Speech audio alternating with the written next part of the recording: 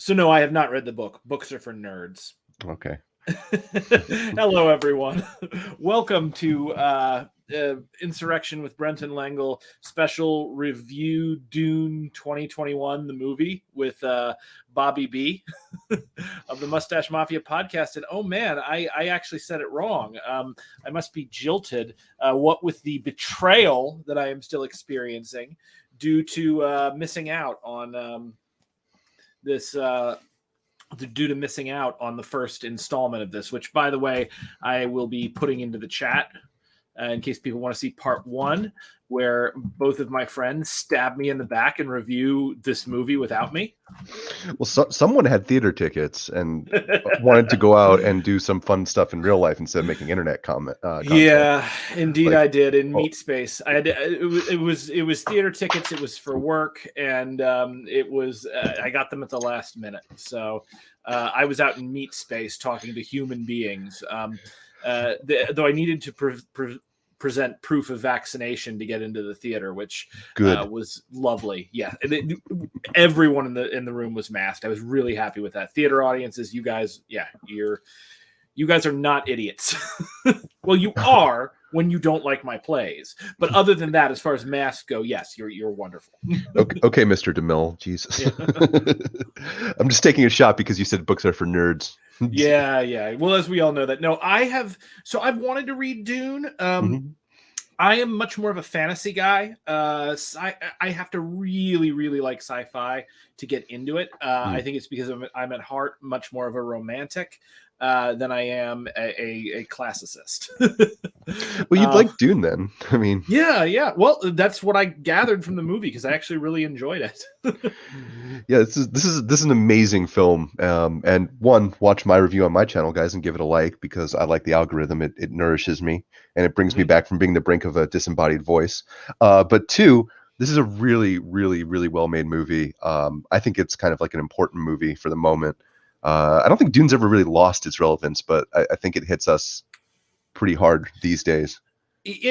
I made notes on this thing when I first started watching it, and like I made many more notes than I thought I was going to make because I saw the movie with Sting. I saw the 80s Dune, and I was vaguely aware of Dune, and I did some background research and just found out like both with watching this and also like just with the background research, I'm like, oh, George Lucas ripped a lot off.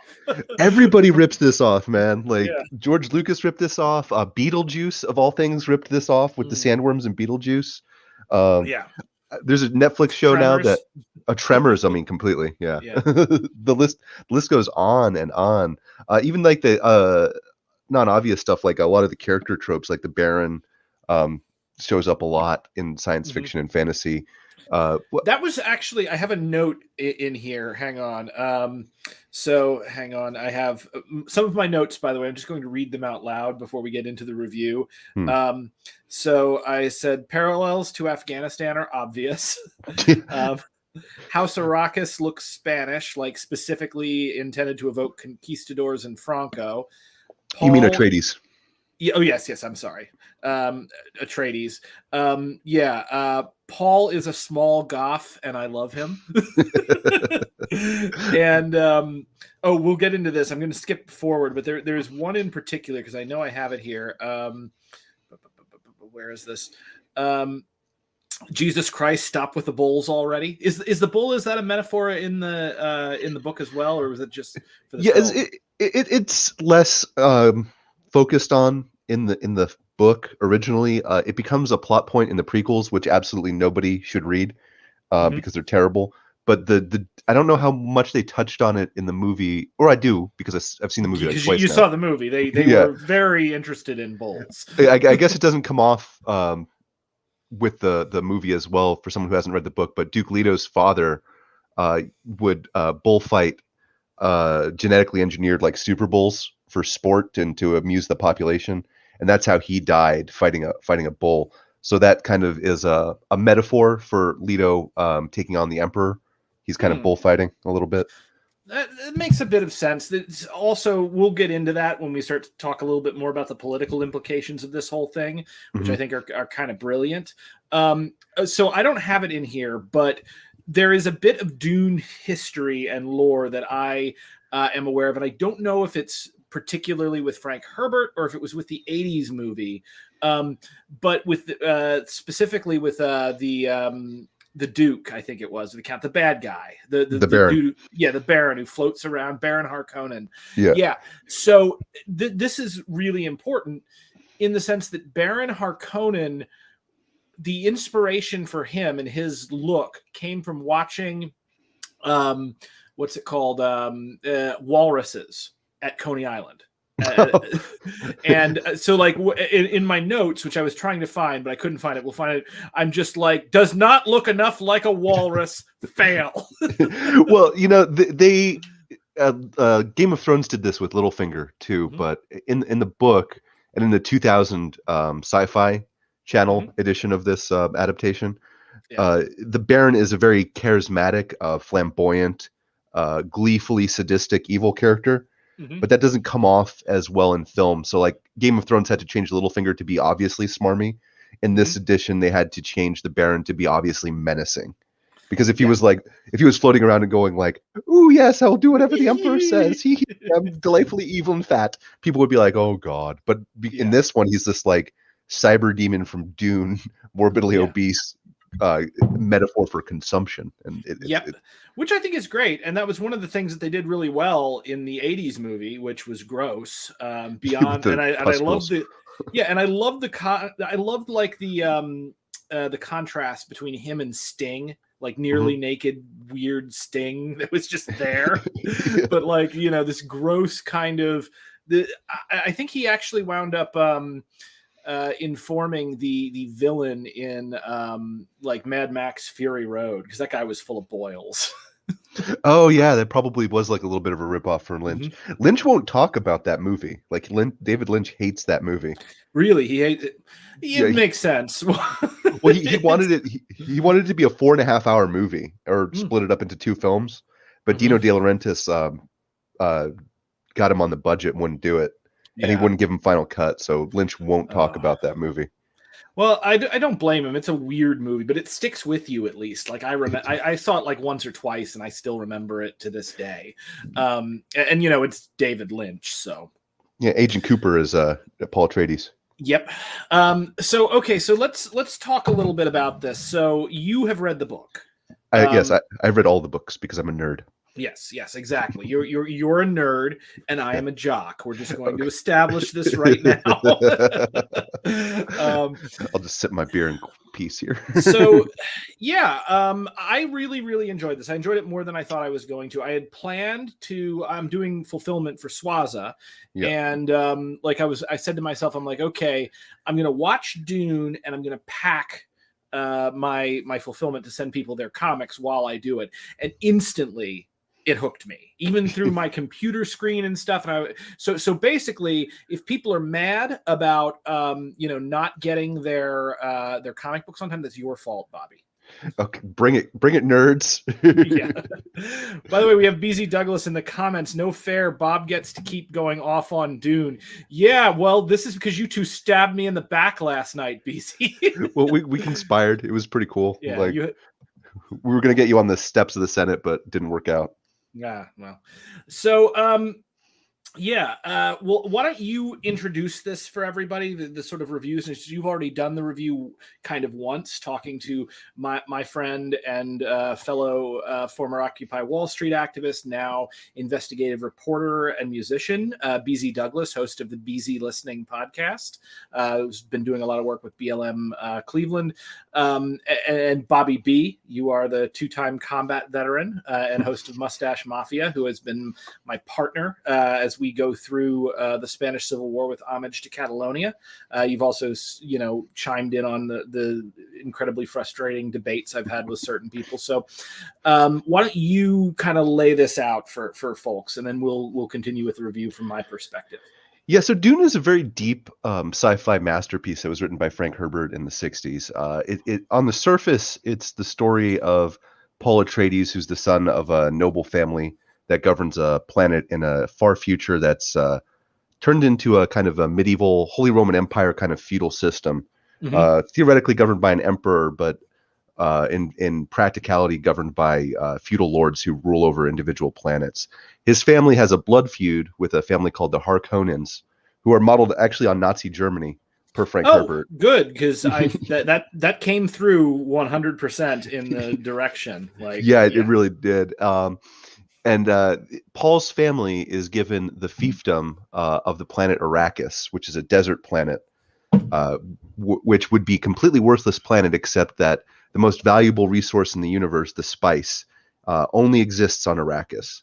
And the spice extends life, expands your consciousness. You can tell this was written in the 60s. Expands your consciousness, man. And allows interstellar travel, because this is a world where instead of relying on technology, people have self-actualized and trained the human body and the human mind to step in for computers. So instead of having like an AI to guide your ship through faster than light travel, guild navigators consume spice and can see the future in a limited way. So basically, you what you're telling me is intergalactic travel is handled by people who are perpetually high on speed. Yeah, absolutely. The most unrealistic part of this movie, and we said this with BZ last night, was that the most unrealistic part of this movie is that there's no guild navigator that gets like a bad dose of spice and starts doing donuts in the Highliner around the planet. So, and if I'm not mistaken, because I've watched the first one, the spice, that's worm shit, right? They're snorting worm shit. Yeah, basically. They refine it, but yeah, Futurama ripped that off actually. Oh yeah. Oh yeah. Slurm. Yeah, you're right. I remember that. Well, it's so. Also, by the way, we should kind of massive differentiate spoilers. This is a review, by the way. We're doing reviews of Dune. We should differentiate because I was kind of saying ripped off, I was going to say homage or inspired by. Though I do think after watching this, George Lucas rode the line between homage and straight stealing shit. All right. So this is Dune, created in the 60s, one of the more turbulent times in America. But you can see like the political parallels are still there. It's because the problems that they were dealing with in the 60s are still very much the problems we're dealing with today. And Frank Herbert was an absolutely brilliant writer. He was also, an investigative journalist, just like BZ in the comments. And an ecologist. And an ecologist. So like and an all-around weird guy, like any artist should be, because apparently he opposed the war in Vietnam, but also supported Nixon. Yeah, there were people that did that. The 60s were weird. Yeah. Well, people are still weird. You got the leftist hippies who are now, getting sucked into QAnon and stuff. So it's a gradient is what I'm telling people. But yeah, so he was clearly a smart guy who was keyed into kind of the perennial problems within our society and wrote a novel ostensibly, about space people having a war on a desert planet because everyone wants to snort worm shit. I would too. It makes you live longer and like you can see the future. So, I mean, like, yeah. It's also highly addictive. Which probably helps with it. Yeah, it does. I love that the entire galactic trade and all of travel is based on snorting highly addictive worm shit. It's just chef's kiss. And, really honestly, not entirely different than the fact that, we power everything on, like, fossilized dinosaur goop. Yeah, it's amazing, isn't it? Yeah. By the way, I was so mad. This is going off topic, but in my debate with Stefan Molyneux, he used a joke that my friend John Murdoch used to use in the East Village, which was when he was talking about using, fossilized dinosaur goop.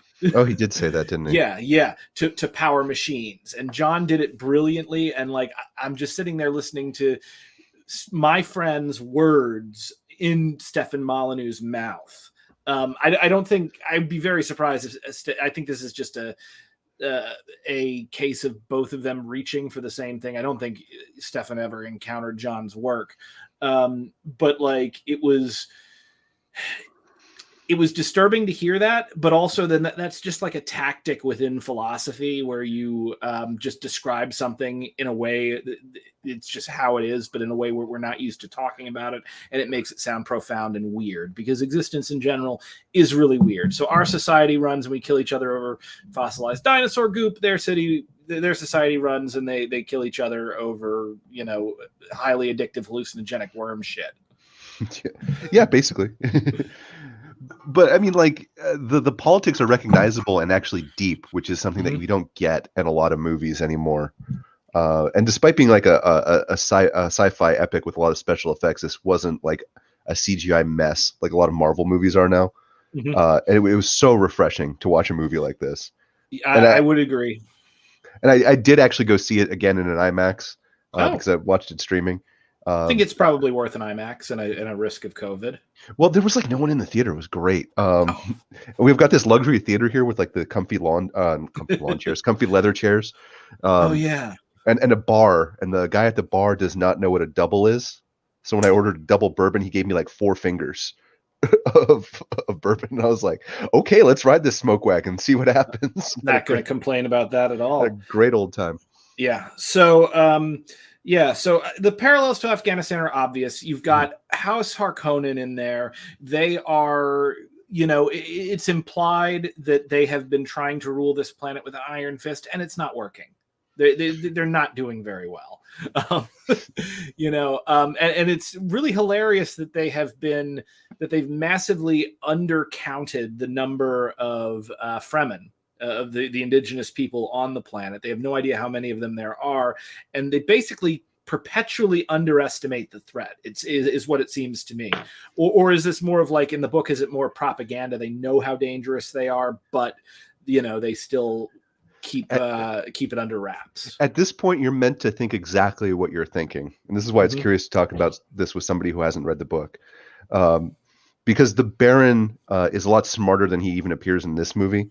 And Raban, his nephew, who runs Arrakis with an iron fist as like a capitalist exploiter type guy, he is put there by the Baron because the Baron knows he's going to squeeze as much resources out of Arrakis as possible. But there's a character that's in the book that wasn't in part 1, the Baron's other nephew, Fade, and the Baron's plan is to eventually remove Raban and replace him with Fade, who'd come in as a savior. So he wants Raban to come in there, be the brute. Yeah. Squeeze as much, grab as much as he can, piss these people off as much as possible, right, and then sweep him out of power and replace him with someone else. Yes. I guess that kind of works. One of my early notes, and you know, let's get back into this where I said the parallels to Afghanistan are obvious. You know, of course, Afghanistan and Iraq, but Afghanistan more because we had to pull out of it. Right. Like it seems to me that you know, you've got an empire that by all rights should be able to control one measly planet, you know, and yet they can't. They can't seem to defeat this, you know, indigenous, non-traditional military that, you know, essentially hides from it and doesn't win the war. They still dominate the planet, but just stays in and survives and keeps fighting. So, I mean, obviously this was written before Afghanistan, before the war on terror, but like, you know, you as a 2-time combat vet, like, were you noticing any parallels there? Yeah, more towards Iraq than Afghanistan, because Afghanistan doesn't have the same level of resource extraction that Iraq does. I'm just relocating to smoke my spice cigar real quick, if that's okay. Do what you need to do. Yeah, it's my audio. I forgot, where the hell is my... Oh, man, I got new CBD oil today, too. And well, I guess I'll just be, you know, happy with my beer. Yeah, spice beer. Spice everything, guy. But yeah, so it was written in the 60s, and it was on the cusp of the first big gas crunch that we had in America, too. So it wasn't quite there, but this is a really cool book to read in concert with Colonel Lawrence T. Lawrence's book, 7 Pillars of Wisdom, because it's very similar in nature to the rebellion that happened in World War I in the Ottoman Empire against the Ottomans, who were extracting resources, not oil yet, but extracting resources from the Arab lands, and who kind of fought an insurgency like the one that the Fremen do. But yeah, for an imperial power that was just doing a 20-year occupation of a country, and like arguably we're still kind of in Iraq. It is kind of it gives us an interesting perspective to see the movie open with the insurgents fighting the occupying power. And I wonder how that's going to go over with some audiences, because this is a popular movie right now, as I gather. Oh yeah. Well, I think it's going to fly over the heads of most of them because they're idiots. And also, like, you have to be really. It's very interesting because I did see some leftist responses to this that were really dumb, and we're going to get into that as this thing continues. But so there's something I do need to mention, like, before we go any further, and that's so my and I always bring this up, but buy my book, my comic series Snow White Zombie Apocalypse, which will be launching the Kickstarter for the first trade very, very soon. Just got issue 4 out. This is what is not in people's hands, and it's your fault for making me watch this wonderful movie, Bobby. Anyway, like, I'm so sorry I expanded your horizons with some culture, Brent. Exactly. I'm so sorry. It's awful. That should never happen for any reason. This is the thing. I actually have a note. My 4th note in here is Frank Herbert, in all caps, ripped me off. Yes, he ripped me off. He in the past, in the 60s, because one of the major plot points in Snow White Zombie, spoilers, is that Prince Charming, it basically has the voice, and he doesn't know it.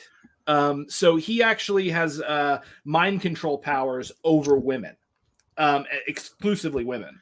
And like he the whole time, like his whole life, he just assumed he was like really good with women. But it's actually supernatural stuff. So I play with that in the later half of the first play of Snow White Zombie.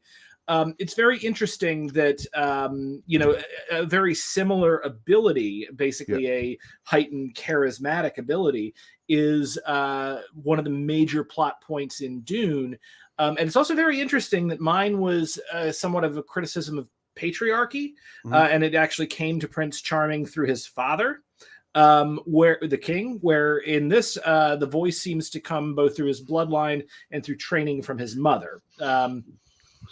So what's the thought? What's your thought on the voice? So the voice is really cool because it isn't magic, and it appears to be magic when you first see it. But what it is that the Bene Gesserit sisterhood, which Paul's mother Jessica is a member of, and the bound concubine of Duke Leto, which sounds really kinky, but they're basically just married. They have such control over their bodies that they can control their muscles like perfectly. Actually, when I was reading the second book, or second or third book in Dune, I forget where it is, there's a part where one of their tests is for a guy to move his pinky toe without using any other muscles. And 15-year-old me tried that for a good hour. It does not work. But they have such control over their bodies that they can actually change the pitch of their voice so it emits a sound that's compelling psychologically to people. Oh. So, yeah. Or in Jessica, it's literally about the sound. Yeah. So that's a problem, by the way, I'm just going to say. Because that means they've established a specific wavelength of sound. Right. And that means that can be replicated mechanically. Yeah, you'd think that, right? But there's an anathema, there's a bias against using machines in this universe. So instead of using AI to space travel, right, they're getting blitzed on spice and space traveling. Instead of using a computer to do analysis, they have a mentat like Thufir, the guy with the parasol. He's trained his mind to act like a computer. So there's but they clearly do still have some major technology. They have spaceships, they have the jet propulsion, they have ornithopters, which, by the way, I thought that was just a magic card. I didn't realize that was from Dune. Oh no, there was a German dude who built one in the 40s. Oh, so it was from real life. Okay. Yeah. So they've got, which, by the way, I feel like the ornithopters directly inspired the X-Wing. Yeah, they definitely did. But like, okay, I can believe that maybe technology evolved on this transhuman track as opposed to a mechanical track. But like they still have the ability to send messages long distance without psychics. Right. They still have I assume they have basic recording technology. Yeah. Yeah. So I'm not buying this. That they've got the shielding, which, by the way, I love the metaphor of the shield. But continue. What were you going to say? I see BZ in the chat just was going to say exactly what I was going to say. It's no thinking machines. So nothing that can do your thinking for you. So you'd have to think to get the pitch. And that would require a thinking machine. Oh, okay. And that would be anathema.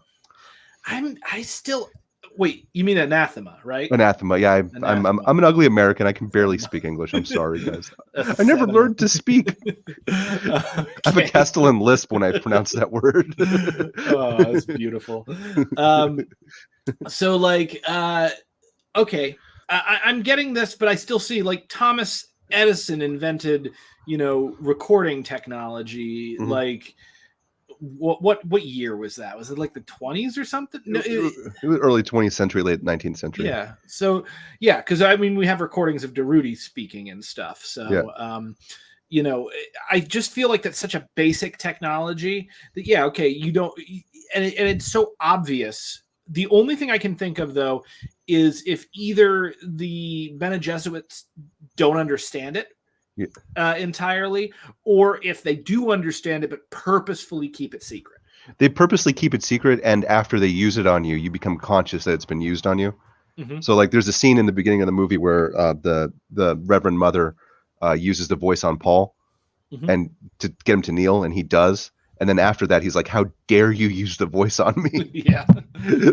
So unless you're going to kill somebody right after you use it, it's something that people will become conscious of eventually. Yeah. Especially in this universe, because it's like a Machiavellian, high Renaissance type War of Assassins universe. So all of the nobles all the important people that you would be using the voice on, know about the voice probably. Yeah. Now, also, by the way, I have here just one of the things that I love in my notes: Fremen/Freemen. Autocorrect even did that for me. Yeah. Like, pretty obvious. Yeah, that wasn't subtle. Yeah. I have here for 6, and I changed my mind on this later on, but I said I loved Jason Momoa, but he's miscast. Jason Momoa? Yeah, no, Jason Momoa. I was drinking pretty heavily, and I thought that was the funniest thing. I just call him Jason Momoa in every one of these. I did not like his first introduction. Maybe I was just thinking too much about the original 80s movie, but also like that scene did not seem to be quite as lived in as some of the others. I feel like maybe that was an early scene that they shot. Him coming back, I understand everything that's going on with him and Paul right there, but like just the acting wasn't there. I didn't believe it for a second, and it instantly turned me off to his version of the character, and then he spent the rest of the film winning me back over. See, I disagree. I quite liked that introduction scene because it shows you something interesting about Paul, which BZ and I discussed last night. Jason Momoa is a YouTuber, according to BZ, by the way, who live streams brunch. That's awesome. That's a new subscribed immediately after this. Yeah. But it shows you something about Paul in that he doesn't have any friends his own age. Or associates with anybody his own age. He's raised by like assassins and weapons masters and Machiavellian politicians. So it shows you that this is his only like friend, and it's this like Doom guy type warrior badass. But it also shows you something about Duncan in that despite being like this incredible badass, because everyone's kind of in awe of him, he's got a good soul. So he jokes around with Paul. He's like, "Oh, you put on a little muscle? Did I? Nope." Yeah. Again, I think that the scene was effective. I liked the scene. I just something about the performances in that scene just didn't do it for me. Fair enough. Yeah. So then I have the burial looks Norse. And I think they may have even shot that like in Iceland or something. There were a couple of shots I thought might have been Iceland. And it was very interesting to see like the fusion of sort of the Spanish and the bullfighting tradition along with like the Norse stuff. And it really does seem like they're low key implying that House Atreides are fascists. And you will see, like, I'm beginning to think this entire freaking society are fascists. So you're catching on to something that most people don't. And I was just talking to somebody about this franchise, and Paul Atreides is one of the characters that you grew up with as a kid, but you shouldn't want to emulate. Yeah. But BZ and I went into great detail about this the other night. If he wants to jump in, man, you can jump on in, I think. But are you talking to BZ? I mean, if he's in the chat, I see. Yeah, he is in the chat. Do you want to, BZ? Do you want to jump in on this, and we can continue the review, all three of us together? But while you're waiting for a response from him, the House Atreides rules Caladan, and the Duke and Paul, and even Jessica and Gurney and Duncan are all charismatic characters that we like and that we're meant to like, obviously, for the narrative. But also, he said to send the StreamYard. Also, I will handle that, Bobby. You keep entertaining people. Yeah. They're also ruling over a feudal world, and they explicitly say that they rule by air and sea power. So they tell you that they're not governing by consent or with the will of the people, but through force. And that when they go to Arrakis, it doesn't even occur to them, or frankly anywhere else in the series, it doesn't occur to anybody to govern by consent, only through like force. He's like, on Arrakis, we're gonna have to cultivate desert power. Desert power. Right. Which is like, which on the surface of it, you're thinking like, okay, they're going to just have to change the way they operate. But what you're meant to kind of glean from that is that this is a society that's based on the naked force of rulers, and that the Atreides don't plan to necessarily govern like democratically or dismantle the hierarchical structures that the Harkonnens had put in place on Arrakis, but they mean to just take their feudal system and move it to Arrakis. And the movie actually does kind of a better job than any of the other adaptations of showing that, because when the Atreides do go to Arrakis and meet with the Fremen for the first time, they meet Stilgar, played brilliantly, I think, by Javier Bardem, who just owns this scene that he's in. It was phenomenal. By the way, fun fact about Javier Bardem. Stephen Moulton, the guy who helped me create the script for Darude, Shadow of the People, buy my book. So in the original screenplay, like we were just about finished writing it, and Stephen is sitting there, and he's like, you know who and he's former HBO exec. He was like, you know who I see playing Darude? And I'm like, who? And he's like, Javier Bardem. And I'm just like, I could see that, actually. Well, yeah, I could really see that, especially after this movie, to tell you the truth. I was starting to worry he was a little, getting a little up there in the years, but he was phenomenal in this. No, and he owns the scene that he's introduced in. He walks in and he tells the Atreides how it's going to be, basically. But the Duke's reaction to that is to say, this is my fief. Like, not like, I'm going to win you over and then, listen to you. He's like, this is my fief. So they're very much an occupying power, even though they're a more charismatic and maybe arguably more liberal occupying power than the Harkonnens are. Hey, BZ, how you doing, bro? Oh, he can't hear you. Oh, can you hear BZ? Are you in? I just added you to the stream. You said, are you in? we can't hear you, and yeah. My audio settings were wonky. Yeah. So we can't use the voice on him yet. Not yet. Welcome to the stream, BZ, while we review this movie that you and Bobby have already reviewed. Well, so you haven't read the book, right, Brent? I have not read the book. That's a really interesting perspective, because I think the one thing I'm really curious about is what you think of the fact that there's so many things that you were shown, but you have no idea. They didn't explain, that those character mentats doing crazy calculations. You just had to be like, oh, his eyes went up and he came back with a number. So you can infer it. But the deep lore of that, which is very spelled out in the book, it's not in this at all. And I love it. I thought that was really cool. I got that immediately, what he was doing with it. I also was just like, oh, he's got a nerd. That's a nerd. That basically is what a mentat is, if you really think about it. The house nerd. Yeah, the house nerd. Yeah, so the burial looks Norse. The outfits look Sith. you know. The jackboots are not subtle. Yeah, and also like the you know, the introduction of the bullfighting, like I think it was, I can't remember if it was Orwell or maybe it was I think it's Hemingway that uses the bullfighting analogy. Well, not just the bullfighting analogy, but somebody says all of the best bullfighters in Spain were fascists. Oh, that was Orwell. Yeah. Okay. Yeah. So there we go. Yeah. And Hemingway was really obsessed with bullfighting, and that's like a major thing in Spanish culture.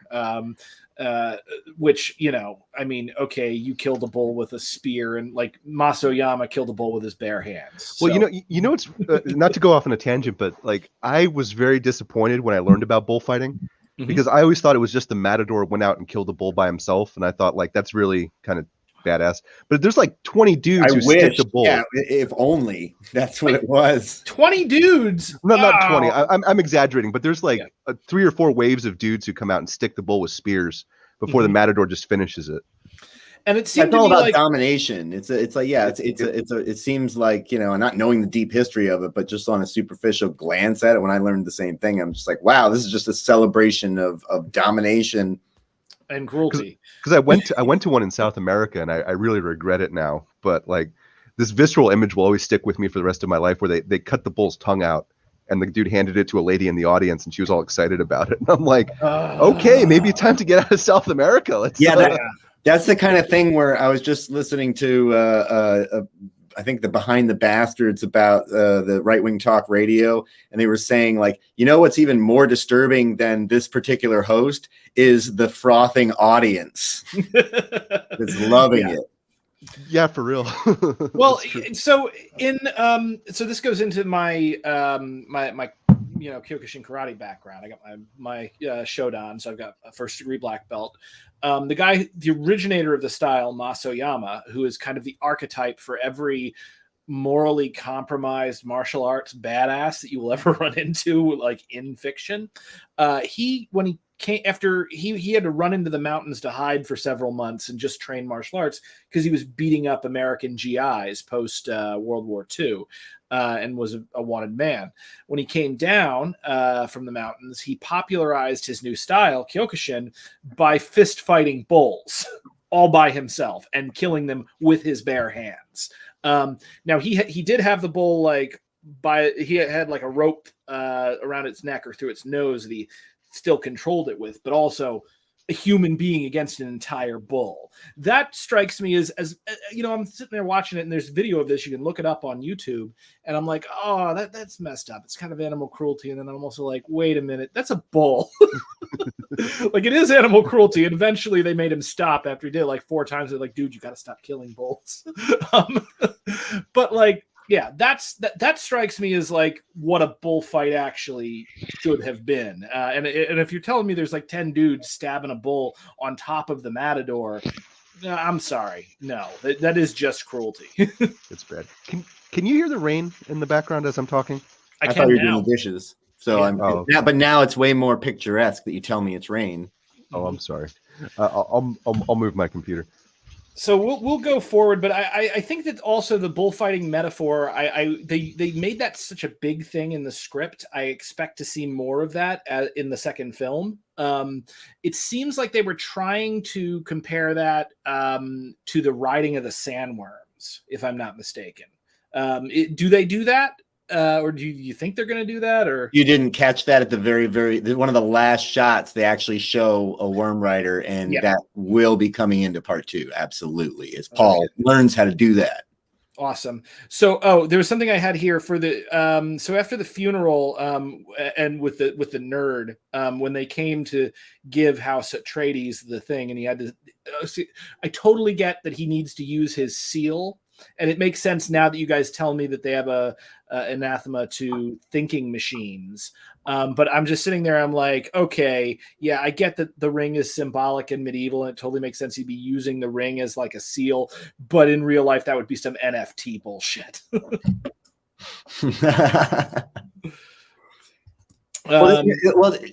One thing with that came up with discussing this with Bob last night that I really enjoyed. Kind of, it's one of those, you know, revelations that comes to you through just talking out your thoughts. I kept contrasting Dune with Star Wars, because Star Wars has a lot of that, like fantasy elements that just have technology. It's a sword with a laser. And it just kept coming back to like, well, Star Wars did that because it's cool. Star Wars designed a ship like that because it's cool. It's like a child's idea of whatever. Whereas all of the low tech things that make this cool and interesting, there's lore behind it. And whether or not, of course, you can be like, well, I don't know if humanity would actually go in that direction. It's like, well, that's what he thought out. It's like, well, what if that was the direction? And I just appreciate that so much. I totally get you. So I had Paul is really well cast. I really like Tiny Small Goth Paul. You know what's interesting is that he was in a movie called The King about 2 years ago now. That's right. Where he played, what was it, King Henry? Is it Henry that he was? Yeah, because he called him Hal, I think. Where the guy who won Agincourt. But in that movie, he comes off as like a badass in that movie, and he does not look small.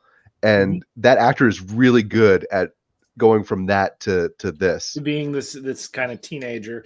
Yeah. I was not keen on Gurney's casting, and maybe that was just because, if I'm not mistaken, and I may be getting Gurney's casting crossed with Duncan, but in the 80s movie, one of them was Patrick Stewart. That was Gurney, but he was miscast. Yeah, but it's still Patrick Stewart. I don't care. Oh, I love Picard, man. Like, the Picard can do no wrong, man. But I think Josh Brolin came a lot closer to the book than the other two castings were. Patrick Stewart and then some dude that they got off the street for the sci-fi movie, because that's how Sci-Fi Channel makes their movies. I mean, no offense to that actor who can probably beat me up with all those knife training that he got.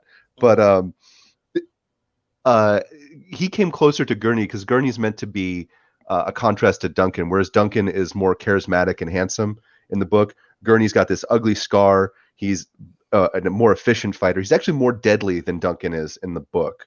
But he's also a troubadour, which they kind of cut out of this. So I'll give you that. No, you mention it. They do mention it. Paul does say, give us a song, Gurney, but he kind of ignores it and throws a knife at him instead. which is a response that I'm really glad that doesn't happen at a lot of open mic nights I go to when I yell, play Freebird. No, I watched that. I've watched Dune enough times, but every time that there's that knife throwing scene, it's like, I don't know, I'm not a weapons guy. I don't fight, but I can't imagine like, oh, I'm that good at knives, I'm gonna whip it at the son of the Duke and make just to punctuate a sentence. I saw a dude one time take a Ushanka doll, or I think that's how it's pronounced. The Russian nesting doll. You know what I'm talking about? That has like the $5 doll. Yeah. So he took hatchets. Ushanka, I think that's the hat. That is the hat. You're right. Yeah. But he split each doll in half with the hatchets that he was throwing from like 15 feet. And he didn't split two dolls at any time. He just split one doll each time. Wow, so even like the little doll that's even the smallest one. Split it clean in half. Okay, elect that man president. That dude's terrifying. Yeah. So to keep this on topic and moving, no, it's fine. I've been pulling us off. So first off that I have is in his lessons, just as a martial artist, that is not how you learn to fight. When Gurney just attacks him, and then we've got there's something symbolic to the shield that stops fast attacks but not slow ones. I love it.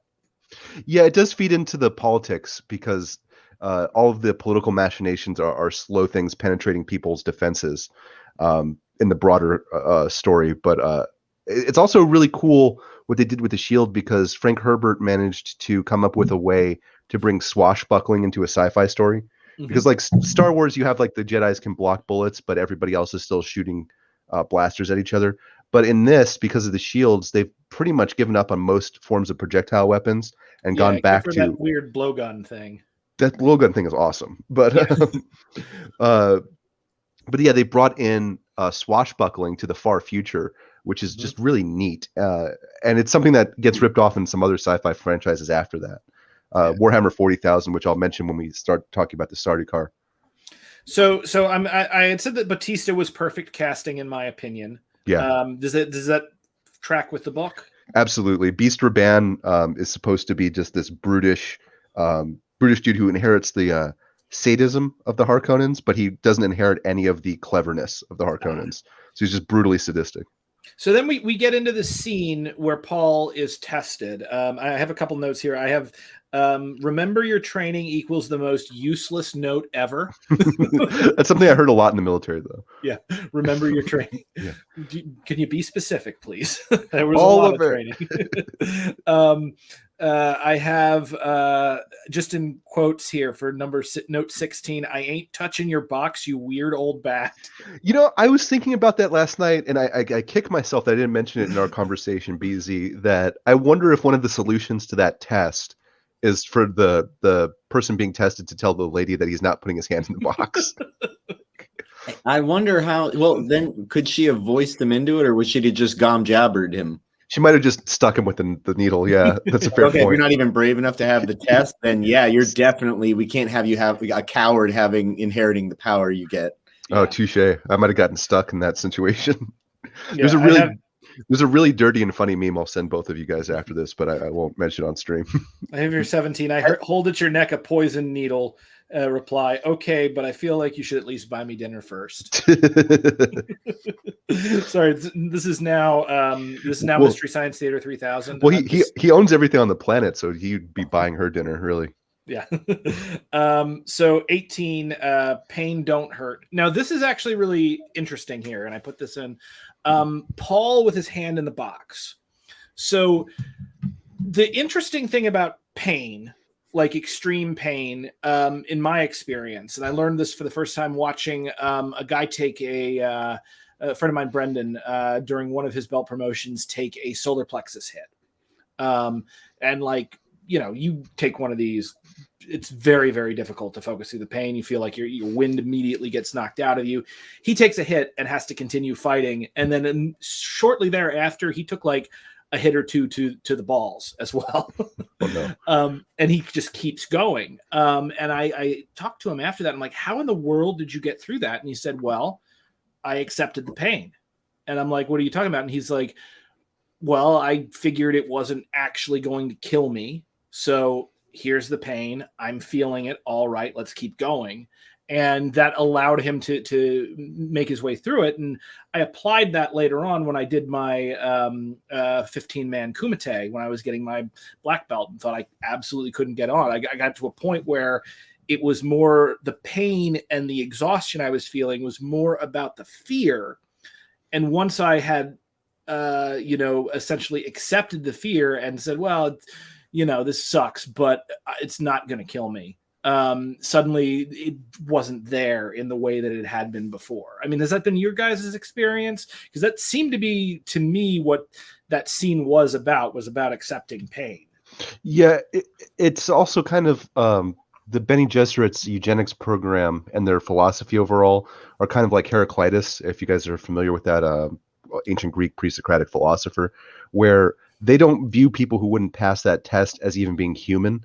So they want to sift what they would call animals out from the humans. So the 1 in 10,000, as Heraclitus would say, and was famously paraphrased in Django Unchained, will keep his hand in the box and wait for his opportunity to strike back.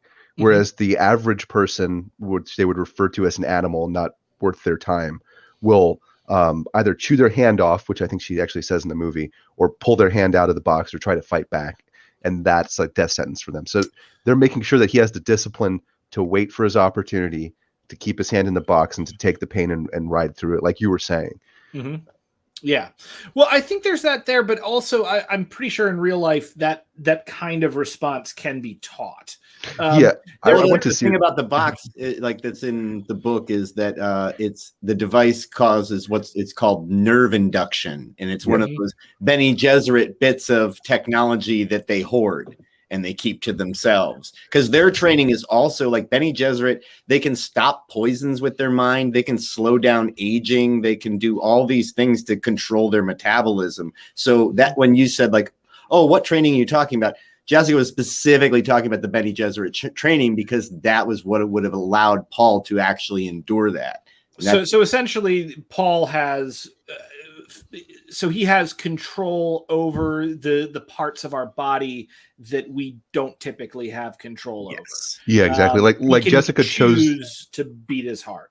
Yeah, like Jessica chose to have a son instead of a daughter because she loved the Duke. That's how much control she has over her own body. Yeah, that's why they admonish her. It's like, I can't believe you had a son, and it's such a weird thing to say if you don't know that the Bene Gesserit is capable of gender selection. I assumed they had a way to test the baby beforehand, and like she was expected to abort it or something. No. It was like, oh, what were you doing letting that chromosome? Yeah. Like, oh my God, stretch, Jesus.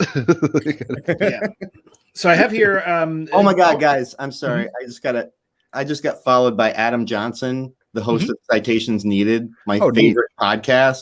I met him tonight on another live stream I hopped on randomly, and I was leaving, and I was like, oh, are you Adam Johnson? I love you. I tell everyone to listen to your podcast. Listen to Citations Needed. Sorry. I need a new podcast. Everything by them. Take in their whole archives. Meet the best media criticism you'll ever find. It's really good. So the mom, it was very interesting, by the way, with the mom outside. This is a personal thing just from my life, but when I was a little kid and I first went to get my immunizations, so I got my first round of shots like as a toddler. I came home and my mom told me that she felt the shot. Like she's like, I knew when it started and I knew when it was over. I don't know. That's just I don't know if that was true or if she just had, a sympathetic response there, but that was one of the moments with it was Jessica, like while Paul was being tested, that I felt that was very, very true to see a mother responding to her son's pain in that way. Yeah, I don't think they're explicitly psychic, but she knew what was going on, and she would have had that kind of sympathetic response because she would have gone through that same test at some point. Well, and do the Bene Gesserit have the Gom Jabbar put to them, or is that a specific thing to the ferreting out, the Kwisatz Oh, that might be that too. I never. And so she just knows if he passes this test, her son is gone. Yeah. That scene where you're saying like if he passes the test, breaking down, and if he fails, he dies. Yeah, and that scene where she's breaking down is one of my. If you're not a book reader, then it frustrated me a lot. The way that's the only part of that actress's performance I didn't like because she's whispering one of the best lines from the whole book. You can't understand it, and I'm like, oh my God, no one's gonna hear one of the greatest passages in this. The mantra of fear is the mind killer. Fear is the mind killer. Which, yeah, and in fact, that's what I said. They're wrong. Oh, by the way, I have here 21. They're wrong about fear. The way you conquer pain like that is to just accept it, as I said earlier. But she's also right. Objecting to pain is pain. So fear of pain is pain.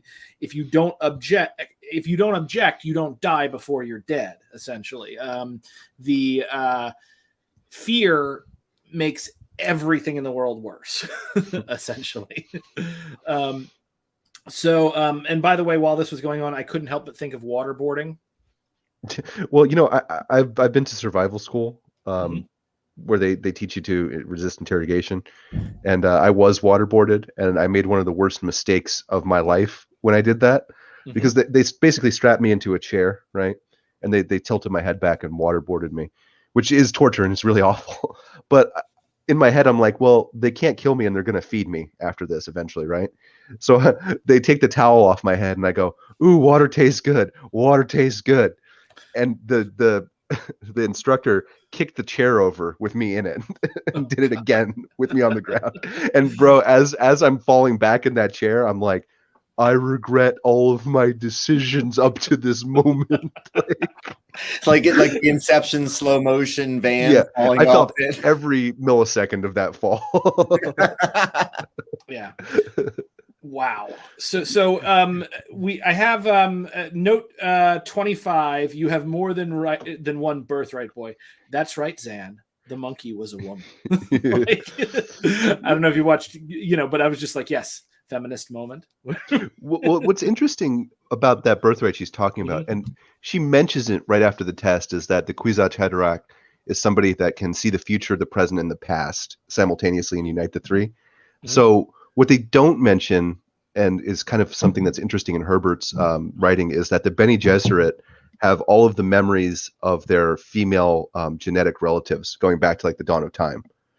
And that the Kwisatz Haderach will have the genetic memories of his female and male relatives, as well as being able to perceive the present and the future remotely in great detail. Oh, wow. So, yeah. I'm wondering how the future works. Well, we see it because Paul has visions. And even at the beginning of the movie, he has a vision of Chani, who we'll see later. So as he's exposed to the spice, he starts to have these visions, and his powers aren't developed yet in this part, which is why we see these very allegorical visions. I should add, by the way, this is so I of course have been joking about the fact that I'm not a reader. I haven't read the book, but I do actually love to read. I just tend to read fantasy more often. And the Kwisatz Haderach Kwisatz.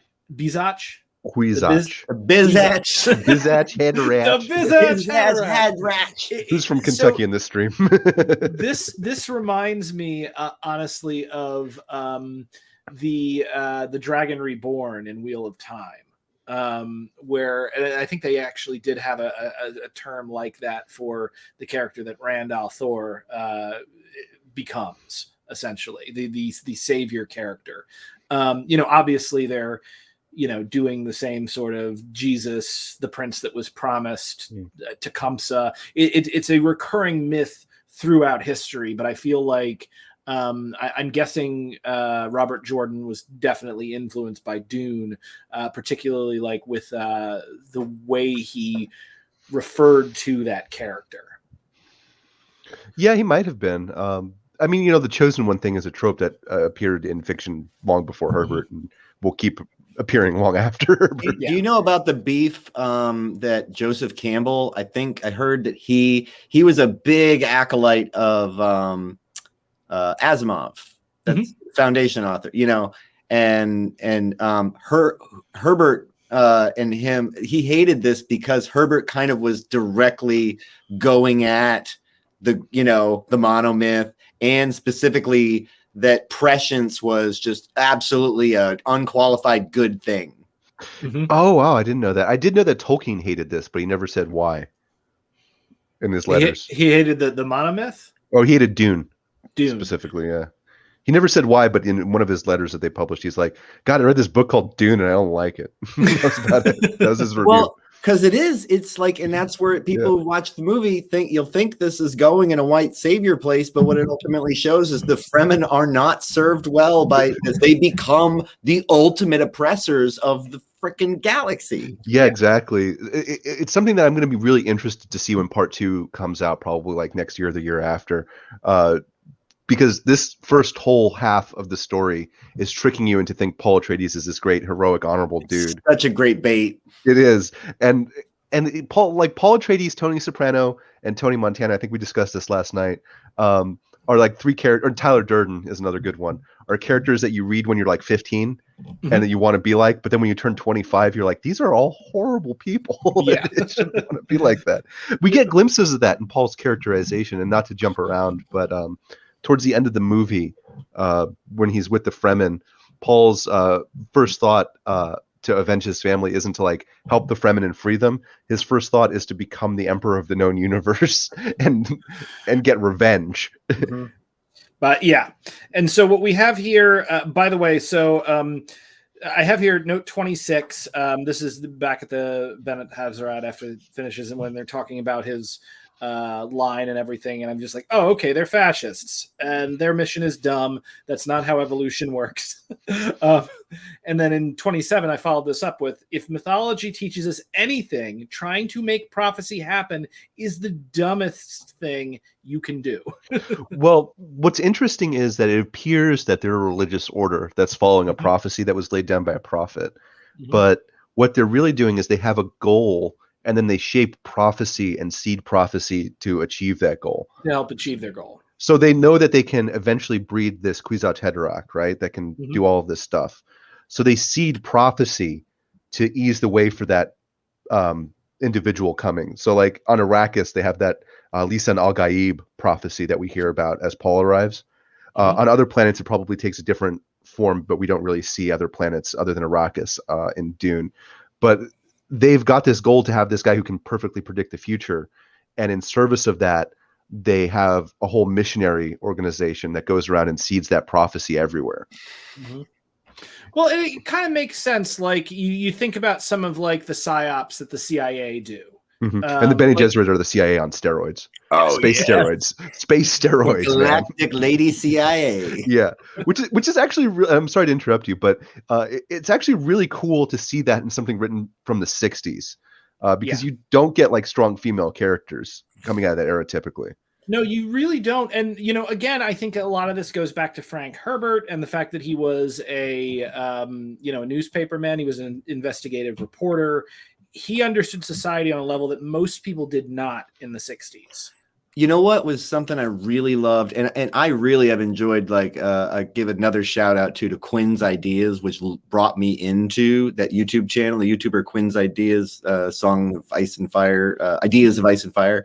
And he learning all those things about Herbert, his background. And I really enjoyed, I believe it was him who talked about like how someone asked like, oh, you spent 10 years or like, writing Dune. And he's like, no, like, I spent like 8 years learning and researching. And then the last 2 were writing. Yeah. And as a writer, that tracks. That ratio, yeah, that's how I approach a lot of my work. Is like so much time, then the writing is like this last bit where I'm like, okay, let me get all these thoughts out of my head. Well, it's also like idea to execution. Like every single artistic project of mine has been about 10 years from the time that I get the idea and start to create it to the time that I finish. Though I write in spurts throughout it. I don't do it all. I like to do my homework while I'm writing. So what I have here is, I have, do Muslims have a savior myth? Christians and Shawnee do. I know lots of cultures do. Is there does anybody know about that? Has anyone heard of this? Sort of. There is like an apocalypse. I've read the Quran once, and I'm not going to do it justice, but there is kind of a not quite a second coming thing, but a God's judgment bit in Islam. Mm-hmm. Okay, so that makes sense, because I got like particularly like from the Fremen, there was a very strong Arabian feel to the whole thing. You can't avoid that with the desert, By the way, this is something that I noticed, and I made a note of this later on, but I'm going to mention it now. If you notice, George Lucas took his sand people and made them barely human monsters that couldn't even communicate with you for most of the time. And then, of course, we have in Dune, the Fremen are not only fully human, but at this point, they're the good guys of the series. Yeah, and it's cool to see that too. And BZ and I discussed this last night, because if you look at the fiction that Herbert would have been coming up with in his youth, it's a lot of like pro-colonial stuff, where like the white savior myth, basically, like the colonial guy goes to India to civilize the Indians, or different other things. But this era is like the era that Lawrence of Arabia comes out in, the movie. Which I got very film. strong Lawrence of Arabia vibes. But it's also a really interesting thing to have the Fremen be this like oppressed people, but they're also people that are tougher than anybody else in a galaxy that's predicated on whoever the toughest guy is. So it's kind of cool that everybody underestimates the Fremen because they don't act like they do. The Fremen have their own kind of language. Everybody else speaks Galactic Standard except the Sardaukar and the Fremen. And that's for a very good reason. The Fremen seem uncivilized, but they really have like a complex, interesting culture that in some ways is superior to the Galactic Standard one. And they're better fighters than everybody else too, which we see in the movie a few times. Whenever a Fremen draws a knife, some stuff goes down in this movie. Oh yeah. So I have here note 39, the Emperor is a nitwit. Now again, this may not track with the book, but I'm just with what I was given in the series. So the Emperor is supposedly jealous of House Atreides and wants them dead. So he takes away Arrakis from the Harkonnens, leading the Harkonnens to vandalize Arrakis, to then go back and then like immediately sides with the Harkonnens and sends his troops to help them kill House Atreides and take back the single most important planet in all of the galaxy. He was working with the Harkonnens the whole time.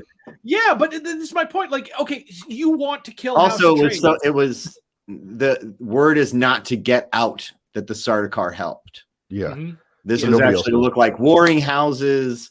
And, did this thing. And the Harkonnens they took like all their gear. And in the book, they go into, there's more time on Arrakis between the attack and them arriving. And they spend a lot of time just keeping workers, the people who know how to spice mine on the planet, because the Harkonnens also like take their whole labor force with them and the gear and just leave them the clunky crap. But the Emperor does know he's not putting Arrakis in as much risk, I think, as you're saying. It's like, that's dumb. Well, I'm not even saying that he's putting it in like a huge amount. I mean, he is putting it in risk, and we see that it does not pay off for him because I've seen the 80s movie and I know where this goes. But like, okay, just put yourself in the Emperor's head, and maybe he's, you know, a inbred blue blood or something and just doesn't understand leadership or any of that stuff. Oh, you've got an ally. You have an ally that's actually a frenemy that you want to eliminate. You want them to fail. You want them to be defeated and killed, and you don't want it to be traced back to you.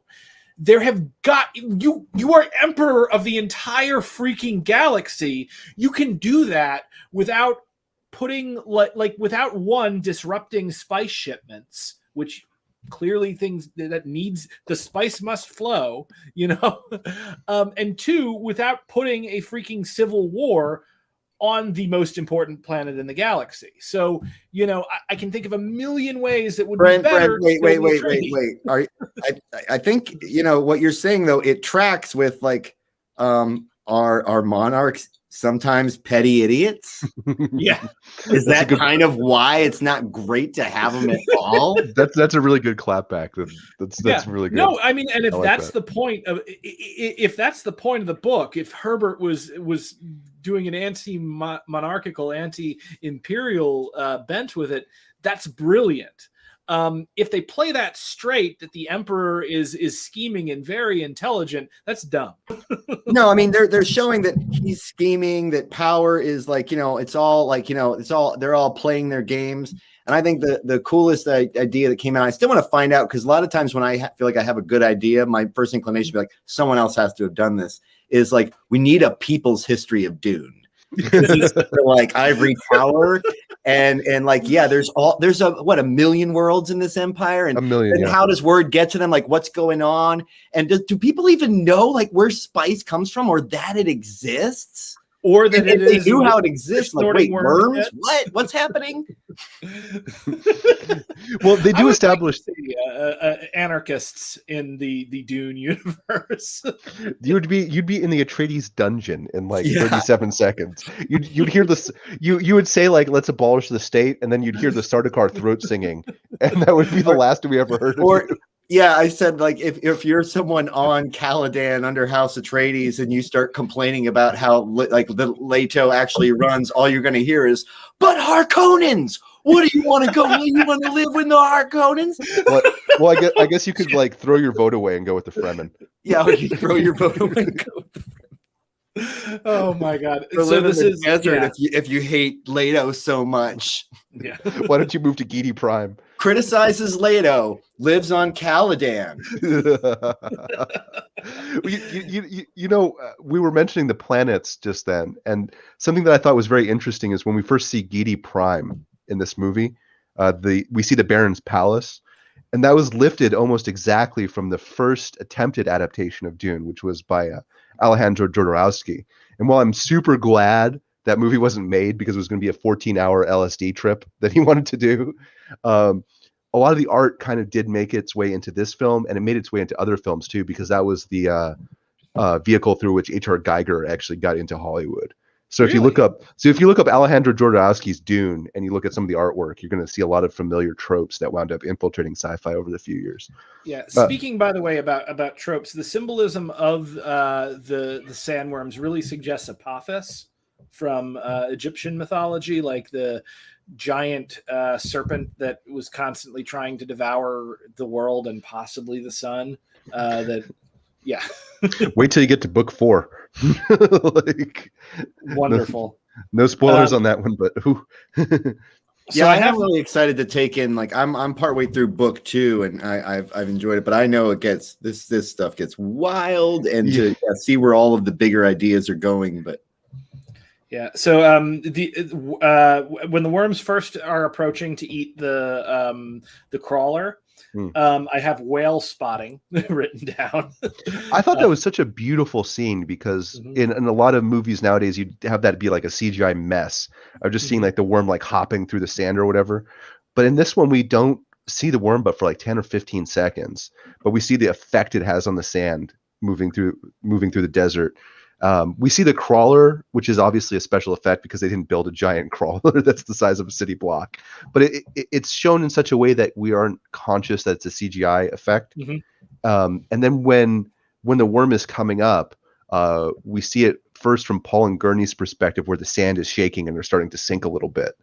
And then we only actually see it as a mouth that's coming out of the desert, which is just such a beautifully done shot. I love this director so much. Oh yeah.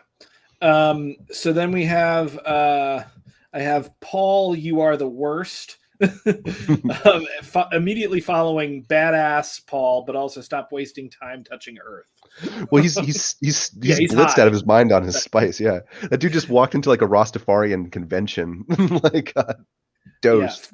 47 Sarlacc pit. Definitely ripped off from Dune. Yeah. 48 when they're confronting the transition person. I was just like, oh fuck, this is like being a new manager with a shitty client. Yeah, poor Liette.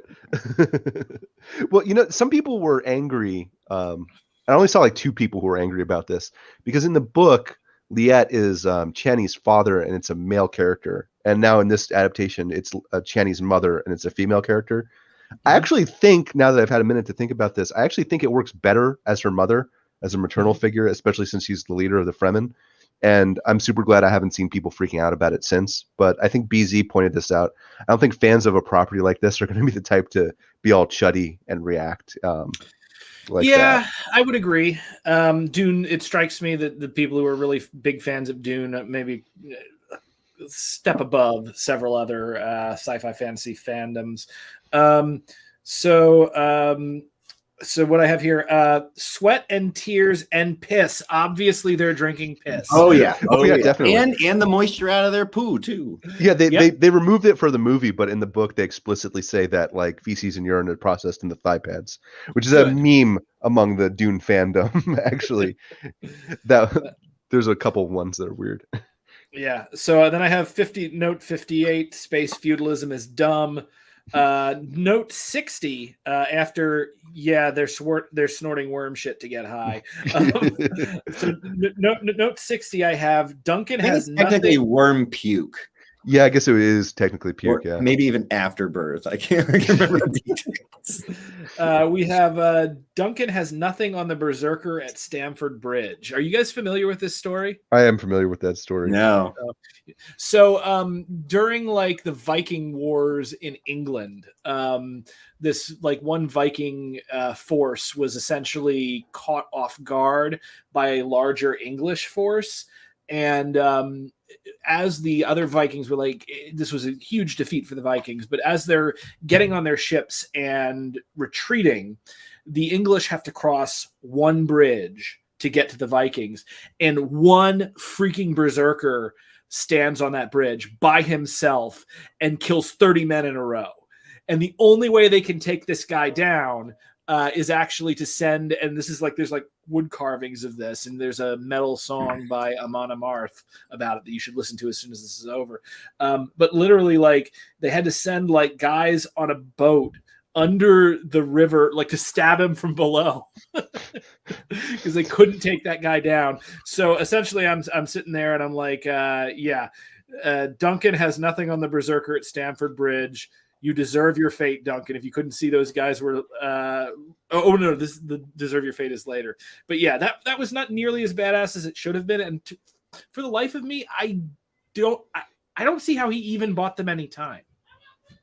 No, but that there's I will say, and without spoiling, it's significant that Sardaukar, and whether or not this is like shown as well enough that they're amazing fighters, like taking down one should be an achievement, but it will come into the plot later that it wasn't about buying time necessarily. It was more that it's significant that he fought so well against so many Sardaukar. That's going to come back later. And I was glad that scene's in there. It's things like that get me excited for what's to come and how much this series is going to be enriched by each installment that follows. Excellent. Well, number 2 was recently greenlit, so I'm really excited about that, and I think you would be too. So, no, here was what it was. 61. This was actually the note for the transition manager. It's so I have, you deserve your fate if you couldn't see those guys with literally nothing for them to hide behind. No. They did their creepy suspensor drop down from nowhere thing. Yeah. They did that? That's so insidious of them. Yeah, watch that scene again. Because they had the cool thing about the Sardaukar is that they're shock troopers, but they're also assassins. So you see them doing the like stealthy infiltrate, and then it's like, oh, cool, I've spotted them. Oh no, I've spotted them. They're terrifying. I absolutely loved the introduction of the Sardaukar though on Solosus Secundus. Yeah, because we haven't heard of them yet in the movie, but all of a sudden we hear this weird Mongol throat singing. We're on this blasted hellscape of a planet.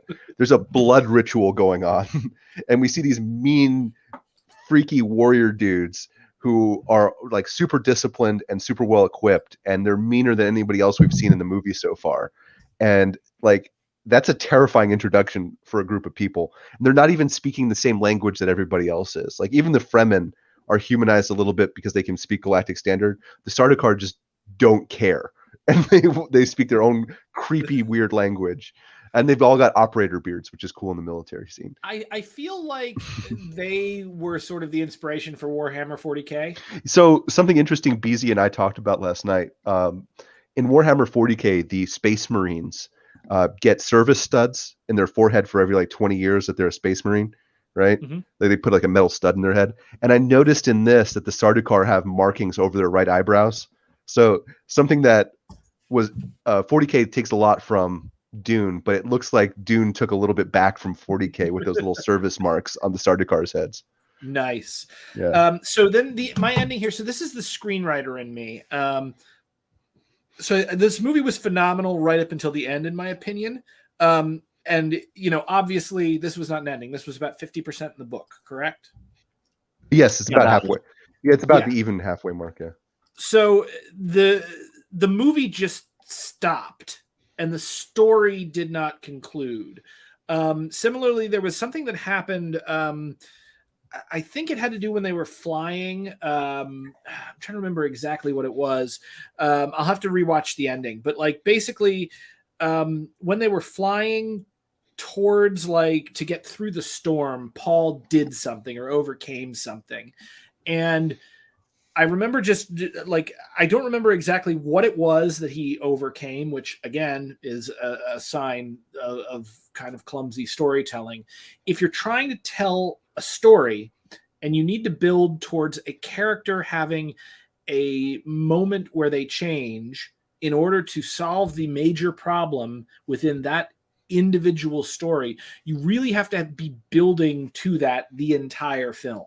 And that was my biggest criticism of this. Are you talking about as far as like the thing he did? Was it just getting out of the storm, or was it when he had his major breakthrough of revelation of visions in the tent?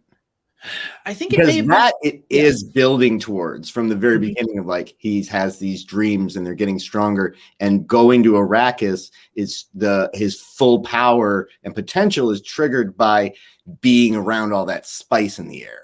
Yeah. Oh, okay. So let me explain this. So that is something that they were clearly building. That wasn't what I meant. I think it was something like a decision he made to get through the storm or something. It's very important if you're telling like a standard Hollywood style screenplay, which is what this was. One of the big mistakes that people make is that the actions of the character have to be what drives the story. Not things happening to them, but their effect on the world around them.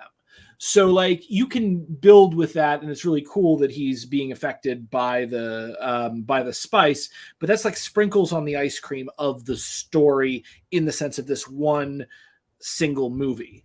Essentially, like a lot of traditional Hollywood movies, you start off the movie, if it's a change story where the character changes, it's what is the lie that the character believes at the beginning of the movie, and what they usually have to overcome that lie in order to reach their full potential and complete their journey. This is obviously like really broad strokes, but let's take Star Wars, for instance. Luke Skywalker, to destroy the Death Star, had to learn to trust in the Force. And they built that from the very beginning all the way to the end when he blows up the Death Star. So this kind of reminded me from a screenwriting standpoint of imagine like the rest of the film hadn't been about Luke needing to learn to trust the Force.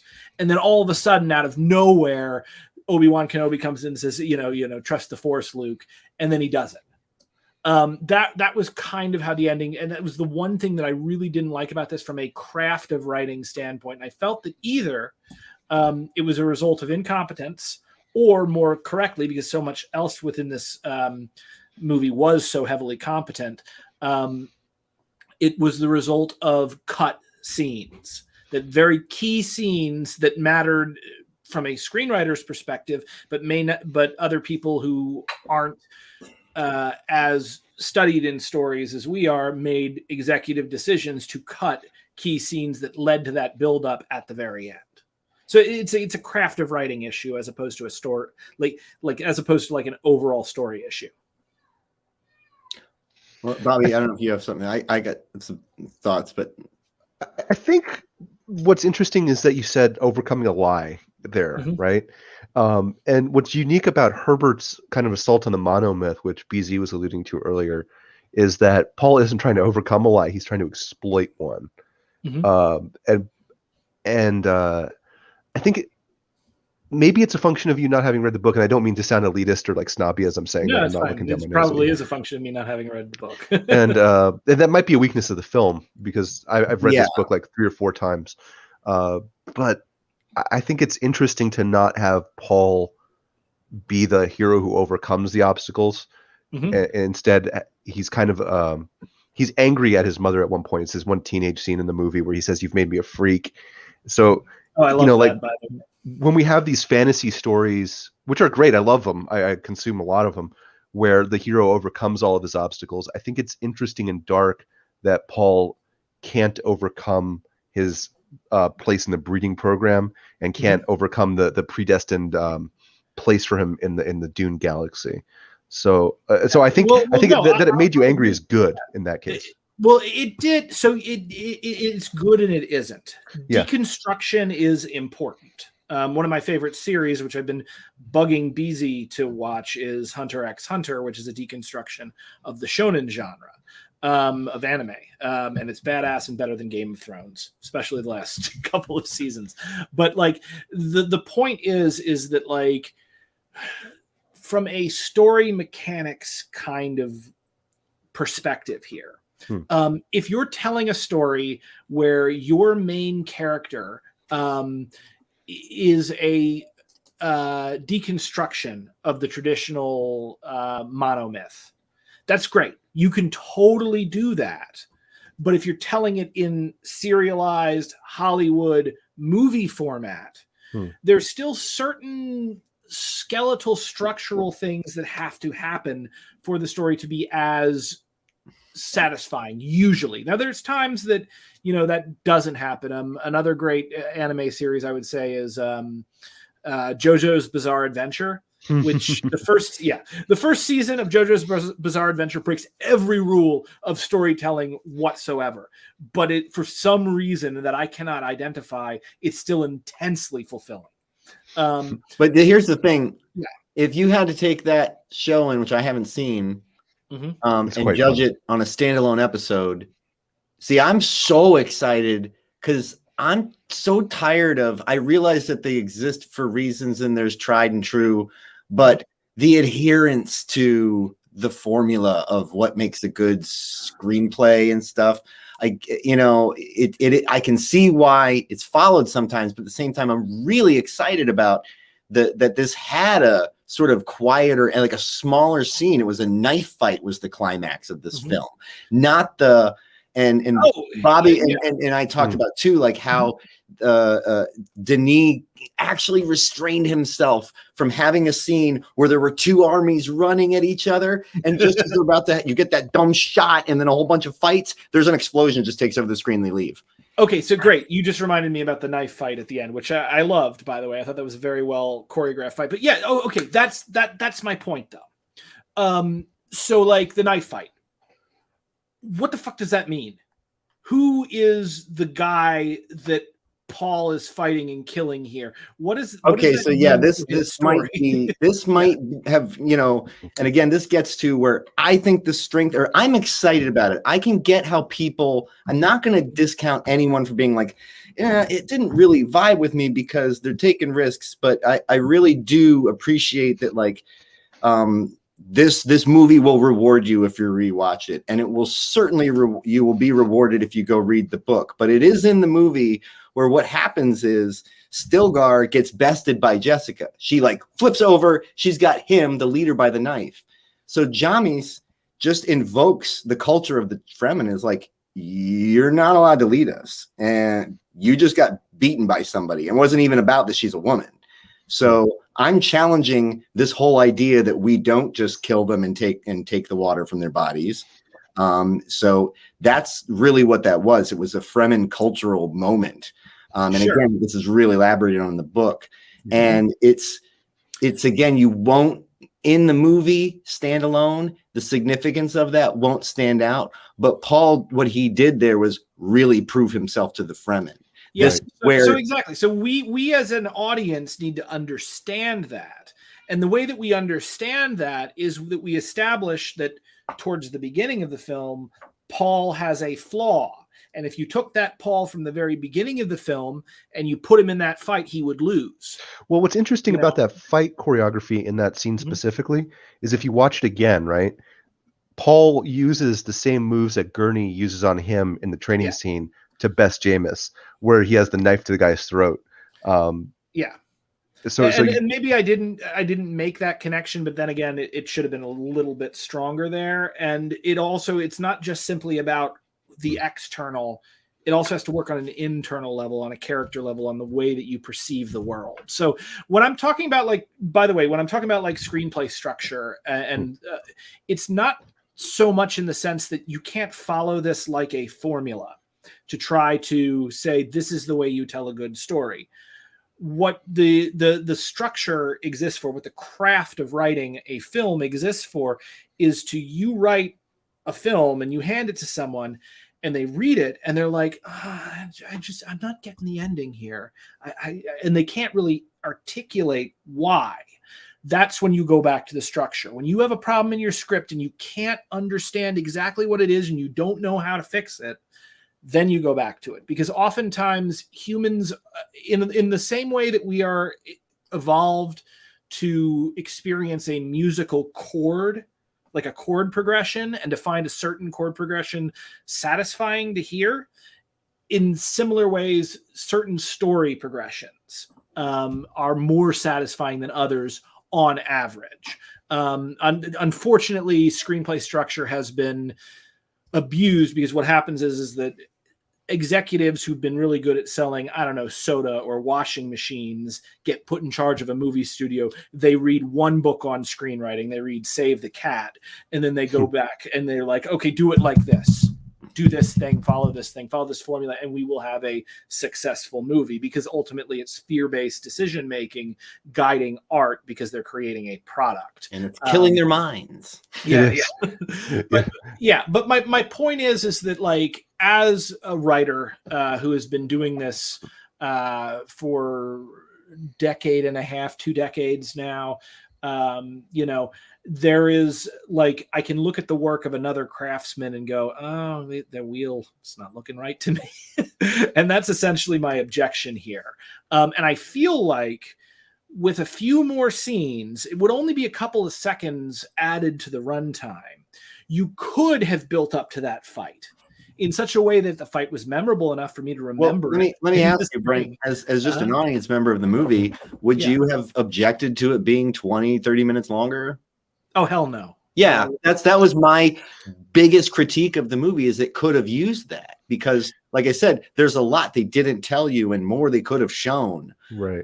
But I feel like I keep coming back to it as like, for people who have read the book, like Bob and I, they did so much to respect our appreciation and the details. And for people who haven't read the book, I think they've done a lot to really give people like a reason, go into this story, go deeper, see how much is underneath this.